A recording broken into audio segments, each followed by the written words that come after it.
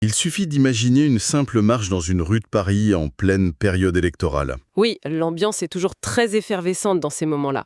Exactement. On baisse les yeux sur l'écran d'un smartphone et on tombe sur une publicité ultra ciblée. Générée par intelligence artificielle, bien souvent. Voilà. Une publicité qui promet de calculer à l'euro près les économies réalisées si tel candidat est élu. Et puis on relève la tête et là, au coin de l'avenue, une autre candidate se fait filmer. En tenue de travail, j'imagine. C'est ça, en tenue de travail, accrochée à l'arrière d'un camion poubelle. Et juste un peu plus loin, devant une bouche de métro, un piquet de grève distribue des tracts dénonçant le système politique dans sa totalité. C'est un véritable carambolage d'époque, en fait. Un carambolage de méthode et de réalité. On a vraiment l'impression que plusieurs dimensions parallèles essaient d'occuper le même espace. Un espace à la fois physique et numérique, oui. Absolument. Pour capter un temps de cerveau disponible qui est, disons-le, de plus en plus rare chez les électeurs. Et c'est précisément cette collision qui rend notre exploration d'aujourd'hui si captivante. Le sujet qui est sur la table, c'est la bataille électorale acharnée pour la mairie de Paris en 2026. Une bataille qui s'annonce assez fascinante à analyser. Tout à fait. Pour préparer ce décryptage, nous avons décortiqué un corpus de sources d'une richesse incroyable. On parle de retranscriptions d'interviews télévisées fleuves, de débats radiophoniques, de manifestes officiels. Et surtout, ce document d'analyse particulièrement pointu qui s'intitule « Innovation de campagne ». C'est le cœur de notre sujet. L'objectif de notre décryptage aujourd'hui, pensé pour tout électeur ou observateur attentif, est double. D'abord, comprendre comment ces candidats innovent pour capter l'attention à l'ère de l'hypernumérique. Ce qui n'est pas une mince affaire. Non, en effet. Et ensuite, le second objectif, c'est de soulever le capot de la machine pour examiner la réalité financière implacable, celle qui rendra ou non ces promesses possibles. Alors, avant de plonger dans cette mécanique, il est de ma responsabilité de formuler un avertissement d'une importance capitale pour ceux qui nous écoutent. Oui, c'est un point essentiel de notre démarche. Les documents sur lesquels s'appuie notre analyse aujourd'hui contiennent des visions politiques diamétralement opposées. Cela va de l'extrême gauche à l'extrême droite. Avec des propos très polarisés, il faut bien l'avouer. Exactement. Il doit donc être dit explicitement et sans l'ombre d'une ambiguïté que notre analyse n'approuve, n'endosse, ni ne soutient aucune de ces positions. Aucune, d'où qu'elles viennent. Notre rôle est d'une neutralité absolue. Nous synthétisons factuellement les stratégies, les mécanismes et les chiffres présentés dans ces sources dans un but purement pédagogique. C'est un cadre indispensable. Nous sommes ici pour démonter le moteur et comprendre comment il tourne, pas pour choisir la destination. Alors, décortiquons tout cela. Commençons par cette fameuse guerre de l'attention. Qui est très révélatrice des fractures politiques actuelles. Oui, car on observe dans nos sources un passage historique, presque brutal, des campagnes traditionnelles vers une hyperdigitalisation très assumée. Mais ce qui surprend en lisant les documents, c'est la résistance farouche que cela provoque chez d'autres candidats. C'est une fracture méthodologique fascinante. D'un côté, nous avons ce qu'on pourrait appeler le pôle technologique. Un pôle qui embrasse totalement les nouveaux outils pour exister médiatiquement face à un électorat parisien sursollicité et, avouons-le, souvent cynique. Oui, c'est une stratégie de contournement des médias traditionnels. Et l'incarnation parfaite de ce pôle technologique dans nos documents, c'est Sarah Knafo. Elle revendique une campagne numérique poussée à l'extrême. Avec une innovation majeure qu'elle met en avant d'ailleurs. C'est ça, un simulateur en ligne nommé combienjegagne.fr. L'idée affichée est que chaque résident, qu'il soit propriétaire, locataire ou automobiliste, puisse calculer l'impact précis de son programme sur son propre portefeuille. Une approche très individualiste en somme. Mais j'aimerais qu'on s'arrête sur la méthode. Le dossier parle beaucoup d'utilisation de l'intelligence artificielle et de web scrapping. Pour être tout à fait clair, le web scrapping, c'est bien cette technique qui consiste à aspirer massivement les données publiques que nous laissons en ligne pour construire des profils? C'est exactement cela. C'est une aspiration automatisée. Au lieu de s'adresser à une masse anonyme avec un slogan générique, l'algorithme extrait des données comportementales, géographiques ou sociales laissées sur Internet. Et ça sert à quoi concrètement pour une élection? Cela permet de paramétrer des publicités qui vont toucher une personne spécifique avec l'argument précis qui est censé déclencher son adhésion. Ah, je vois. Donc un ciblage chirurgical. Absolument. Par exemple, si l'algorithme détecte qu'un utilisateur consulte des annonces immobilières, il lui poussera une simulation sur la baisse de la taxe foncière. C'est une individualisation totale du message politique. Couplé à l'adoption des codes visuels des influenceurs, oui, pour maximiser la viralité sur les réseaux. Mais cette approche algorithmique, presque clinique, provoque une levée de boucliers spectaculaire chez d'autres candidats. C'est là qu'émerge le pôle de l'authenticité revendiquée. Un pôle très vocal contre cette digitalisation. Rachida Dati, par exemple, attaque frontalement ces méthodes. Elle parle de campagnes faites avec des, je cite, dessins animés. Une pique directe contre l'utilisation de l'IA, bien sûr. Oui, mais au-delà de la petite phrase, il y a une vraie stratégie d'incarnation physique. C'est pour contrer cette virtualité qu'elle se filme en tenue des boueuses sur un camion poubelle. Tout à fait. L'objectif est de saturer l'espace visuel avec de la matérialité, de la sueur, du terrain. Du concret, quoi. La stratégie consiste à dire « l'intelligence artificielle ne ramasse pas vos poubelles, moi, si ». Elle revendique d'ailleurs haut et fort le fait de n'avoir aucune agence de communication. Ce qui est rare aujourd'hui. Très rare. Elle affirme mener sa campagne au pied levé pour garantir qu'il n'y ait pas de tromperie sur la marchandise.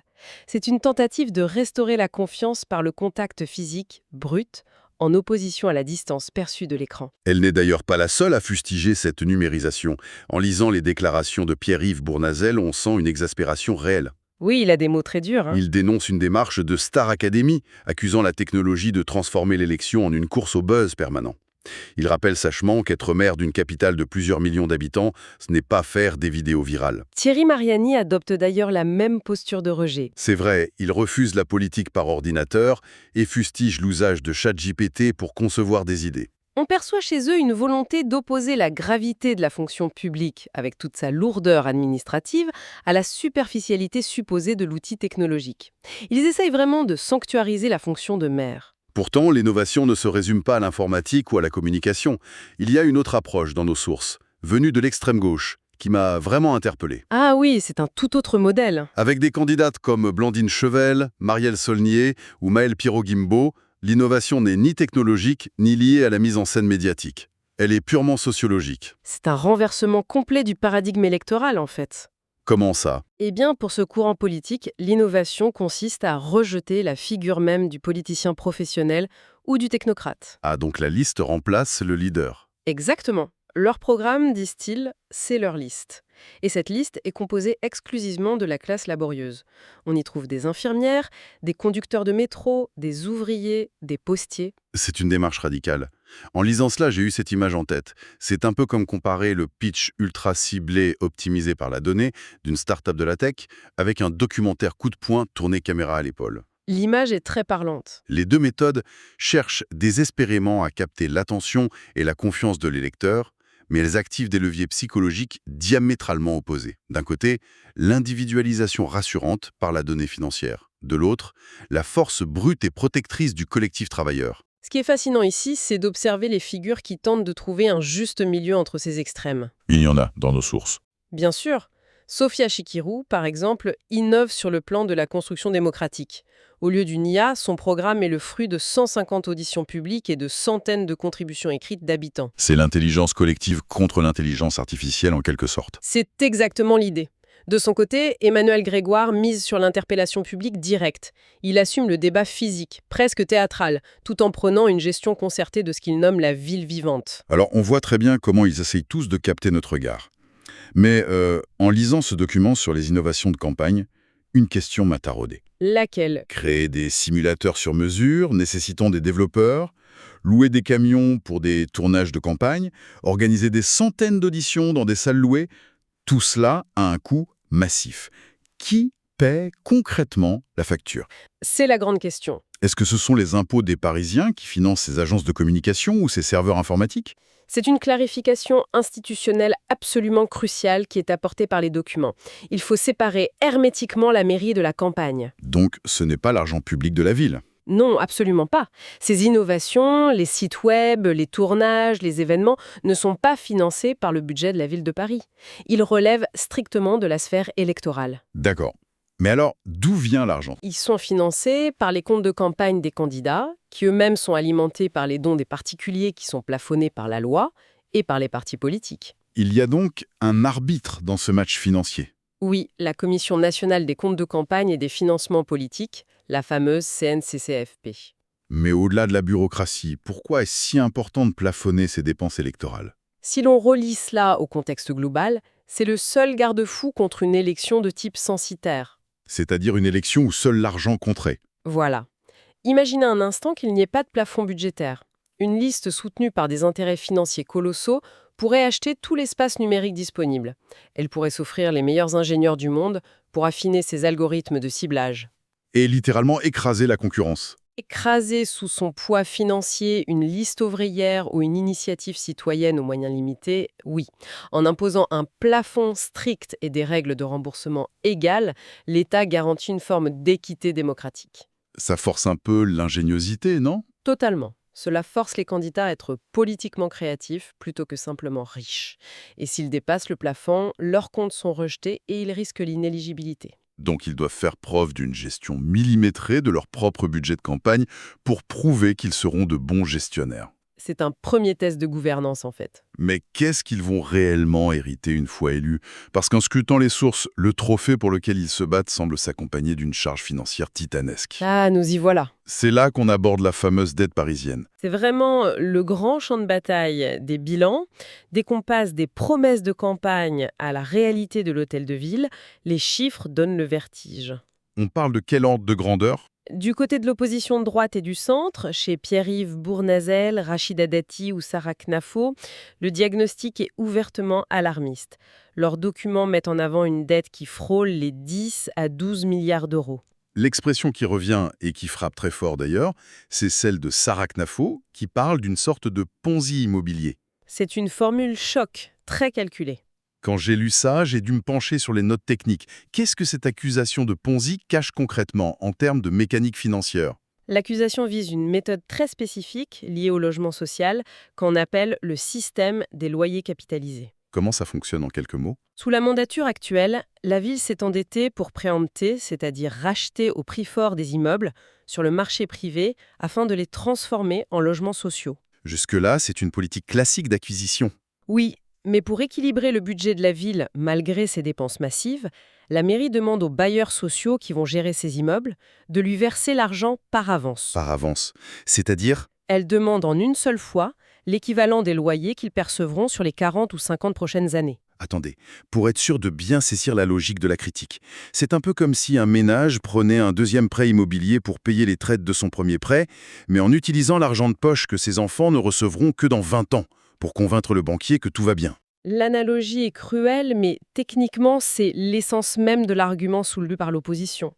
C'est un pari sur l'avenir très risqué, vu comme ça. Les détracteurs affirment que cela crée une illusion comptable de richesse immédiate pour la mairie, tout en asséchant totalement les capacités financières futures des bailleurs sociaux et bien sûr en creusant la dette globale. Je crois que Bournazel utilise aussi des mots assez durs. Oui, Bournazel a jusqu'à comparer cette administration à une gestion des années 80 flirtant avec la faillite. Mais face à ce tir de barrage, la majorité sortante de gauche a des arguments techniques très structurés pour se défendre, n'est-ce pas? Tout à fait. Emmanuel Grégoire, par exemple, oppose une vision totalement différente de cette dette. Il apporte une contradiction fondamentale sur sa nature même. Il ne nie pas le montant? Alors, Non, mais pour lui, cet endettement est non seulement gérable, mais il est sain. Son argumentaire insiste sur le fait qu'il ne s'agit pas d'une dette de fonctionnement, c'est-à-dire de l'argent brûlé pour payer les factures courantes. c'est de l'investissement, selon lui. Exactement, une dette d'investissement. Cet argent vient enrichir le patrimoine immobilier des Parisiens. On construit des écoles, des crèches et on garde des classes moyennes dans Paris intramuros grâce au logement social. Il y a un autre point dans les documents, une validation externe qu'il utilise. Oui, il rappelle un fait validé par les marchés financiers. Les agences de notation internationale maintiennent des notes très favorables à la ville de Paris. Sophia Chikirou apporte un autre angle de défense qui permet de relativiser ce chiffre brut de 10 milliards. Si l'on comprend bien son argument, elle dit qu'il faut regarder le ratio d'endettement par rapport au budget total de la ville. C'est ça. Elle souligne que la dette représente environ 85% des recettes de fonctionnement de Paris. Présenté ainsi, l'argumentaire de gauche estime que c'est parfaitement maîtrisé. Surtout par rapport à d'autres métropoles, si je me souviens bien des chiffres. Absolument.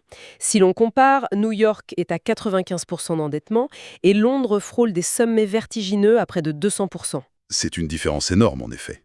Pour eux, la dette n'est pas un monstre à abattre.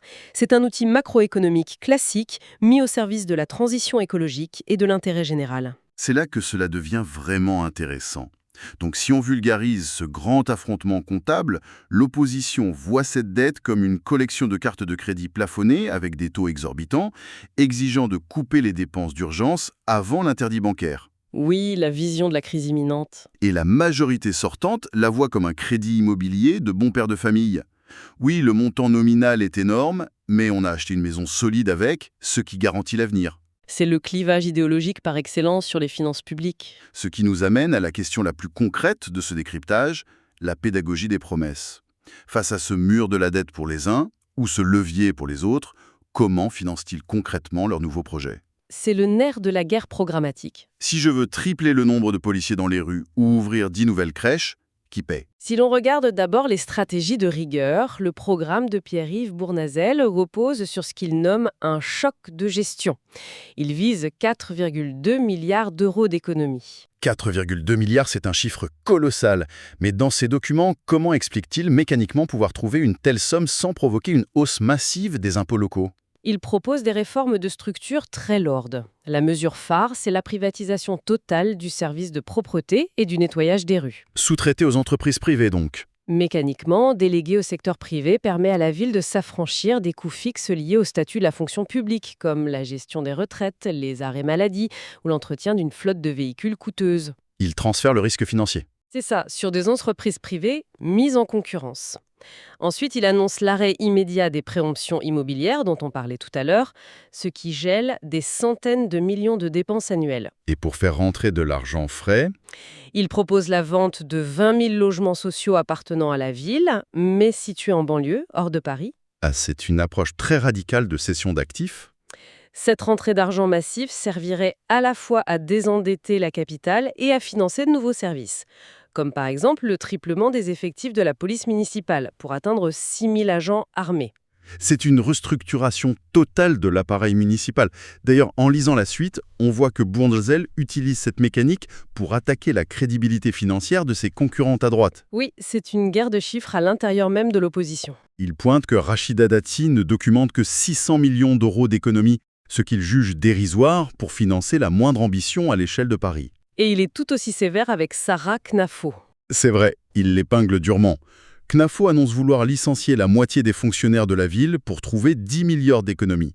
Mais dans le même temps, elle promet d'augmenter radicalement la présence policière, les places en crèche et la propreté. Pour Bournazel, cette équation est mathématiquement intenable. On ne peut pas doubler les services sur le terrain en divisant par 2 ce qu'ils exécutent. C'est implacable comme argument comptable. Mais face à cette logique de contraction budgétaire assumée par la droite, que propose l'autre bord? La gauche et l'extrême gauche déploient des stratégies de redistribution et de lutte. Emmanuel Grégoire et Sofia Chikirou refusent catégoriquement l'austérité. Ils vont donc chercher de nouvelles recettes? Leur programme assume de aller chercher cet argent par la fiscalité en ciblant spécifiquement la rente immobilière. Concrètement, ça donne quoi? Une taxation massive des logements vacants, une surtaxe sur les résidences secondaires et l'interdiction pure et simple des nouveaux meublés touristiques de type Airbnb. Le but étant de remettre ces appartements sur le marché classique, j'imagine. Dans les documents de Sofia Chikirou, il y a aussi une idée qui m'a paru très novatrice d'un point de vue mécanique, le livret Paris Solidarité. Ah oui, c'est un mécanisme très singulier. L'objectif affiché est de s'affranchir des marchés financiers internationaux, mais comment une municipalité peut-elle contourner les grandes banques privées ? Elle s'appuie sur une institution qui existe déjà, le Crédit municipal de Paris, dont la ville est l'actionnaire unique, le fameux Matente, comme on appelle. Exactement. L'idée est de créer un livret d'épargne citoyenne, rémunéré et ouvert aux Parisiens. Donc la ville emprunte à ses propres résidents. C'est le concept. Au lieu que la mairie n'aille emprunter des milliards sur les marchés internationaux en payant des intérêts à des fonds d'investissement étrangers, elle emprunte directement l'épargne de ses propres citoyens. Si le livret rapporte 3%, la ville paye ses intérêts à ses habitants. C'est la création d'un véritable circuit court de la finance publique locale. Le capital et les intérêts restent en vase clos sur le territoire. C'est intellectuellement très habile pour séduire l'électorat local. Et puis, il y a la posture de l'extrême gauche. Eux, ils refusent complètement d'entrer dans ces calculs d'apothicaire, non? Oui, des candidats comme Maël Pirot-Guirlambeau ou Blandine Chauvel rejettent le cadre même de la gestion locale. C'est-à-dire qu'ils ne font pas de budget prévisionnel. Il refuse de devoir choisir entre augmenter les impôts des classes moyennes ou réduire les services publics. Il dénonce ce qu'il qualifie d'économie de guerre. Il pointe du doigt l'État, en fait. Voilà, un État central qui, selon eux, coupe les dotations aux communes et sacrifie le budget social pour financer l'effort militaire. Donc leur financement ne viendra pas d'un tableau Excel. Absolument pas. Il viendra d'un rapport de force. Ils appellent à la mobilisation sociale et aux grèves pour contraindre l'État et les grandes entreprises à restituer les fonds nécessaires au fonctionnement de la ville. Ce que ce décryptage met en lumière, au fond, c'est l'étau dans lequel se trouvera le futur maire. On ressent vraiment la difficulté inhérente à la fonction. Oui, la pression est multiforme. Les résidents exigent des rues impeccables, une sécurité absolue, des crèches pour tous. Mais pour financer cette exigence, le futur élu n'a pas de baguette magique. Il devra trancher, fatalement. Il devra assumer soit des coupes drastiques dans l'administration et le patrimoine, soit assumer une pression fiscale et réglementaire intense. C'est la brutalité de la réalité locale. Chaque promesse se heurte inexorablement au mur du budget. En fin de compte, que faut-il en retenir?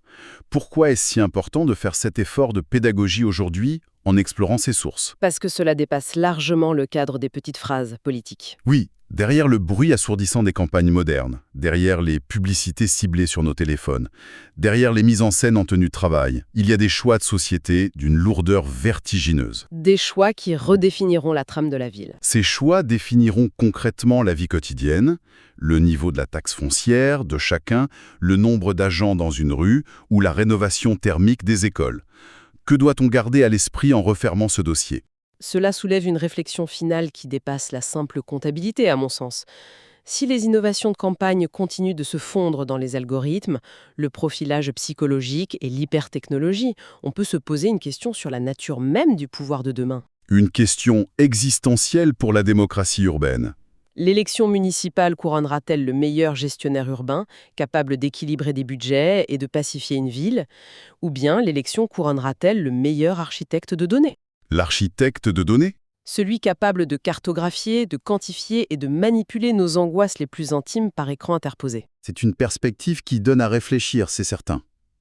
La prochaine fois qu'une publicité politique apparaîtra sur un écran, entre un simulateur fiscal et la réalité du trottoir parisien, la question à se poser sera de savoir qui, de l'algorithme ou de la réalité du terrain, façonne vraiment l'avenir de la cité.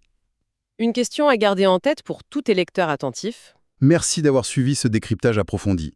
Gardons l'esprit critique et à très bientôt pour une nouvelle exploration.